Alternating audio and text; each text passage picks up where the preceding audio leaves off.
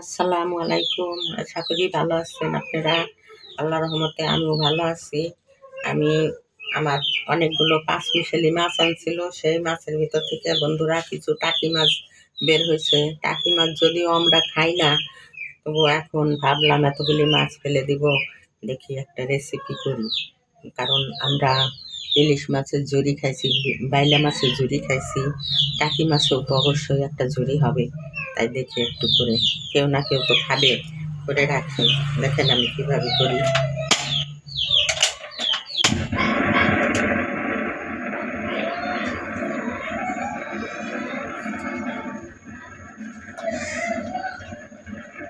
আগে তেল দেব,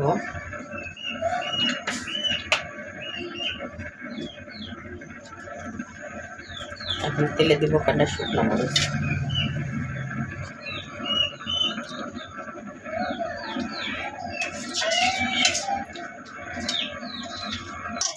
ওদিকে আমার মাটির হাঁড়িতে দুধটাও জাল হয়ে গেল।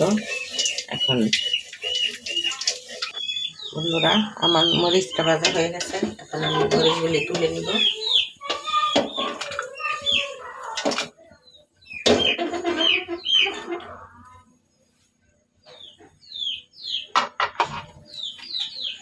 এখন আমি পেঁয়াজ কাঁচামরিচটা তেলে দিই।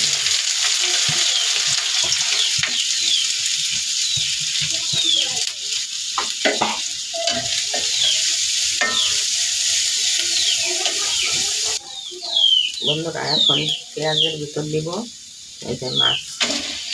আমি আগে মাছটা সিদ্ধ করে হলুদ লবণ দিয়ে তারপর আমি সব মাছের কাঁটাগুলি ছাড়িয়ে নিছি। আপনারাও করলে এইভাবে কাঁটাটা ছাড়িয়ে নেবেন। আগে একটু লবণ দিয়ে, হলুদ দিয়ে, একটু পানি দিয়ে একটু সিদ্ধ করে নেবেন, তারপরে একটু কাঁটাগুলি ছাড়িয়ে তারপরে এইভাবে করবেন। আমি এখন পেঁয়াজের ভিতরে দিলাম। এখন আমি একটু করে মশলা দেবো।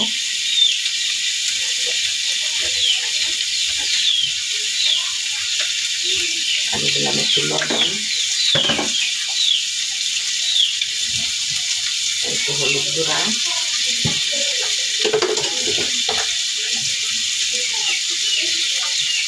একটু ধনিয়া গুঁড়া,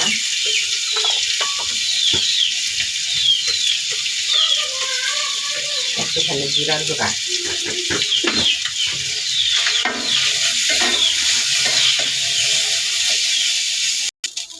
বন্ধুরা, এখন দেব একটু ধনিয়া পাতা।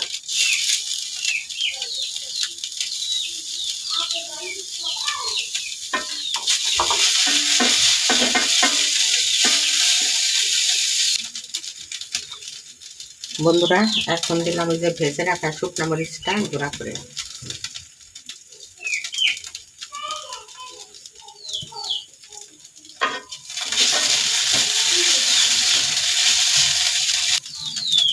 বন্ধুরা, এই যে দেখেন আমার টাকি মাছের ঝুড়িটা হয়ে গেছে।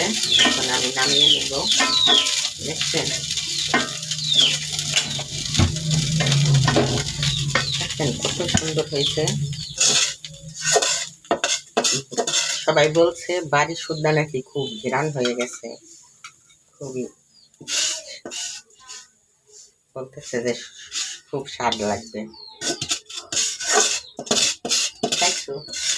ভালো হচ্ছে? তাই এত মজা? ওই যে আমার একজন খাইয়েও বললো যে খুব নাকি মজা হয়েছে, খুব স্বাদ। আপনারা এই যে এইভাবে করে করবেন টাকি মাছ। আপনারা এইভাবে করে ট্রাই করবেন, দেখবেন যদি ভালো লাগে এইভাবে করে খেয়ে। তাহলে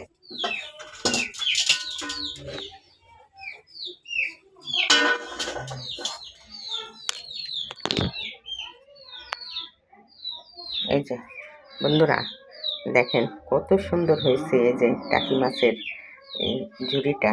আপনারা এভাবে করে খেয়ে দেখবেন। যদি আপনাদের ভালো লাগে তাহলে আমাকে আমাকে লাইক কমেন্ট শেয়ার করবেন, আমার চ্যানেলটাকে সাবস্ক্রাইবার করবেন, সাবস্ক্রাইব। আর হলো ফেসবুক থেকে দেখলে ফেসবুকে ফলো দিবেন। এখন আপনারা সুস্থ থাকবেন, ভালো থাকবেন। আল্লাহ হাফেজ।